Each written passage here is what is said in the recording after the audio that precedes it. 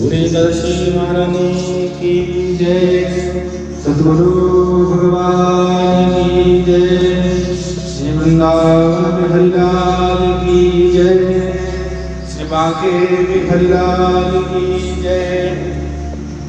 कस्तूरी तिलकम ललाट मंडले वक्षस्थले गोशुम नाशालय वरमोक्तं करतले वेणुकरे कंकणं शर्वांगे हरिचन्दनं सुललितं कंठे च मुक्तावली गोपस्त्री परिवेष्टितो विजयते गोपाल चूडामणि।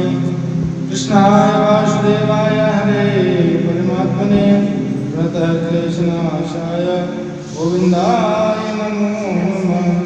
गोविन्दाय नमो नमः।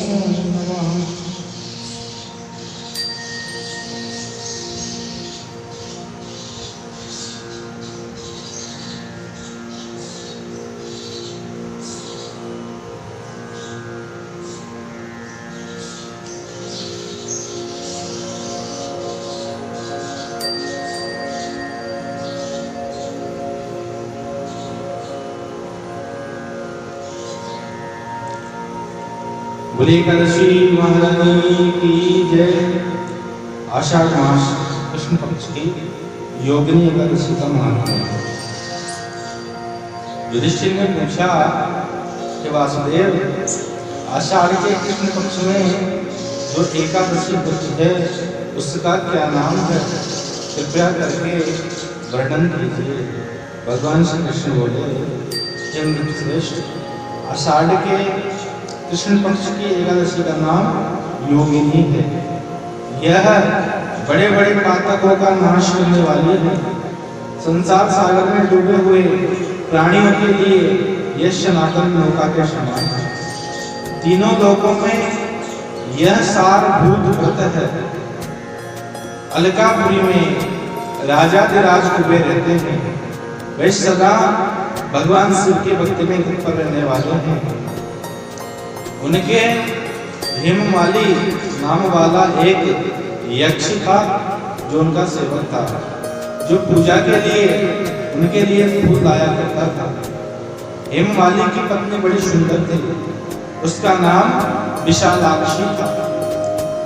वह यक्ष काम पास में आबद्ध होकर सदा अपनी पत्नी में आसक्त रहता था।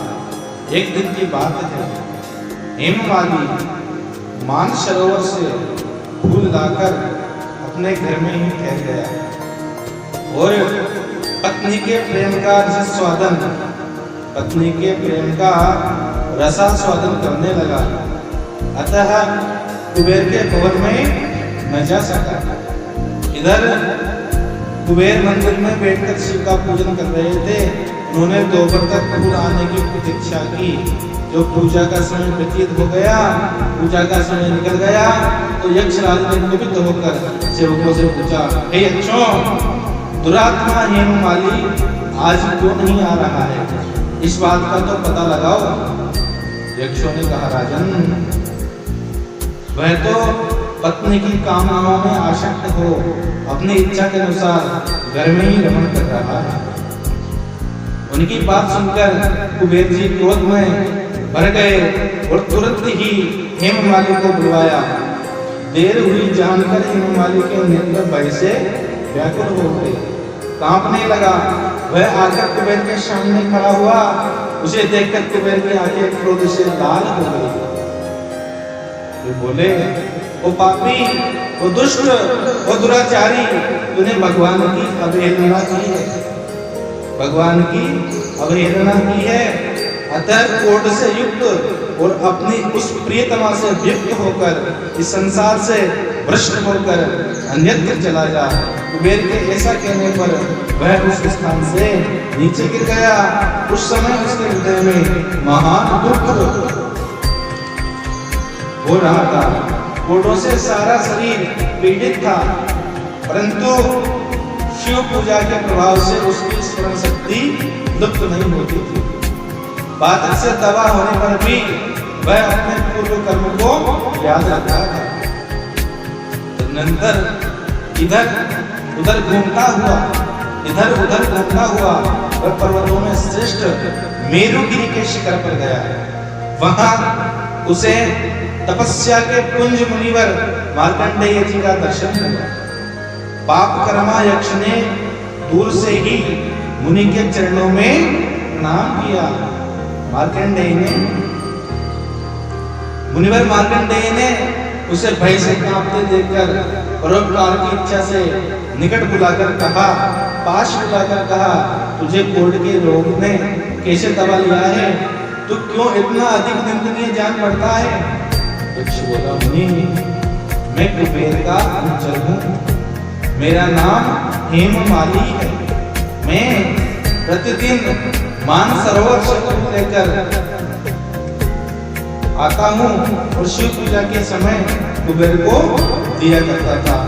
एक दिन पत्नी सहवास के सुख में फंस जाने के कारण मुझे समय का ज्ञान नहीं रहा।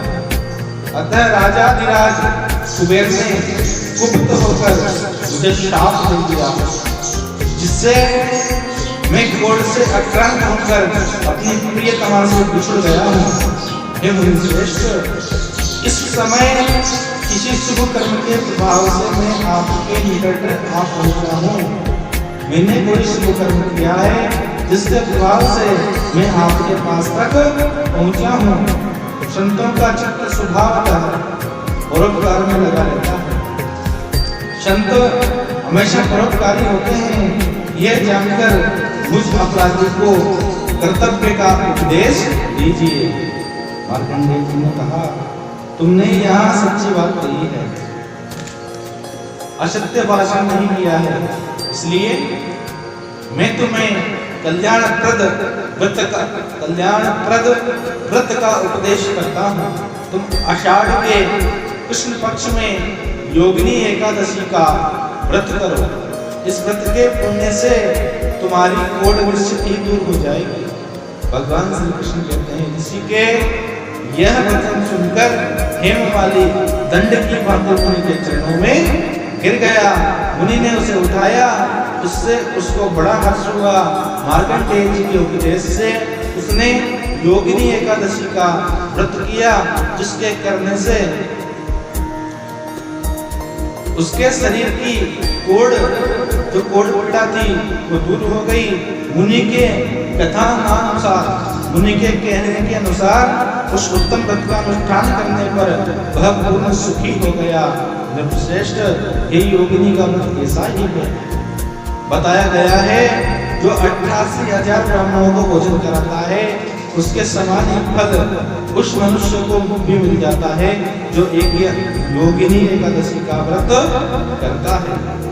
योगिनी महान पापों को शांत करने वाली और महान पुण्य फल देने वाली है।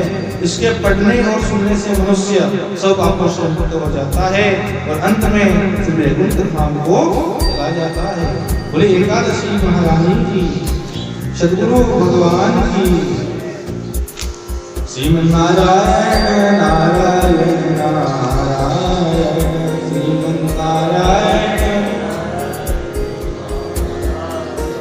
श्रीमन्नारायण नारायण नारायण,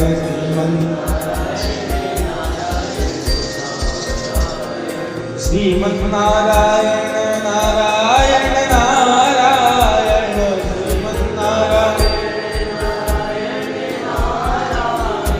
लक्ष्मी नारायण नारायण नारायण,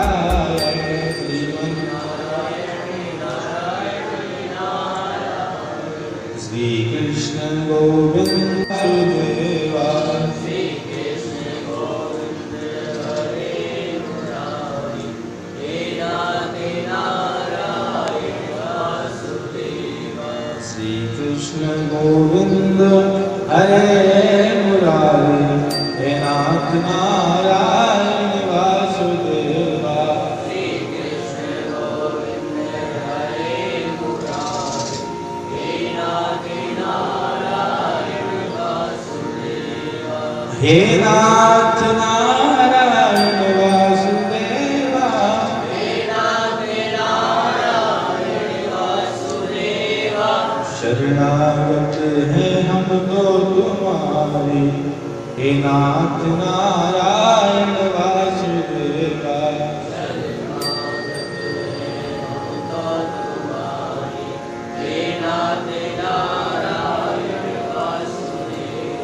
गोविंद मेरी यही प्रार्थना है, गोविंद मेरी यही प्रार्थना है। भूलो नहीं कभी नाम तुम्हारो, भूलो नहीं कभी नाम तुम्हारो। निष्काम होकर दिन रात गाओ, निष्काम होकर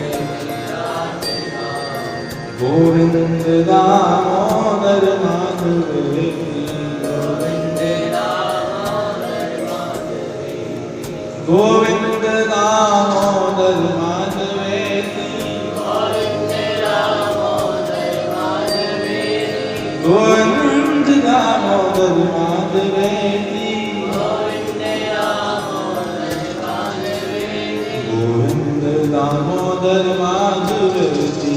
हे कृष्ण हे यादव हे सखेति, गोविंद दामोदर माधवेति, हे कृष्ण हे यादव हे सखेति। गोपाल गोपाल रे प्यारो नंद लाला, गोपाल गोपाल रे जय गोपाल गोपाल रे प्यारो नंद लाला, गोपाल गोपाल हरि प्यारो नंद लाला मदन गोपाला, प्यारो नंद लाला मदन गोपाला, प्यारो नंद लाला मदन गोपाला, प्यारो नंद लाला मदन गोपाला।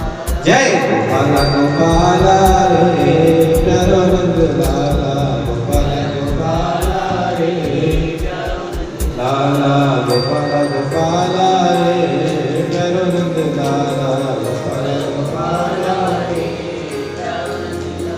राधा कृष्ण भगवान की, सच्चे दरबार की, श्री वृंदावन बिहारी की, शिवांगी बिहारी की, लक्ष्मी नारायण भगवान की, श्री सद्गुरु भगवान की, भक्त वत्सल भगवान की, भक्त भगवान की, भाष्यकार रामानुज स्वामी जी महाराज की, श्री स्वामी जी महाराज की, श्री महात्मा जी महाराज की, श्री वासुदेव राम महाराज की, सत्य सिद्धांत धर्म की, आज के की, अपने बड़े माता पिताओं की, अपने बड़े गुरुजनों की, साधु संतों की, सत्य सिद्धांत धर्म की। जय जय श्री राधे श्याम, जय जय श्री सद्गुरु भगवान हरि हरि बोल, जय श्री नारायण नारायण हरि हरि। माता च पिता त्वमेव, त्वमेव बन्धु सखा त्वमेव, त्वमेव विद्या द्रविणं त्वमेव।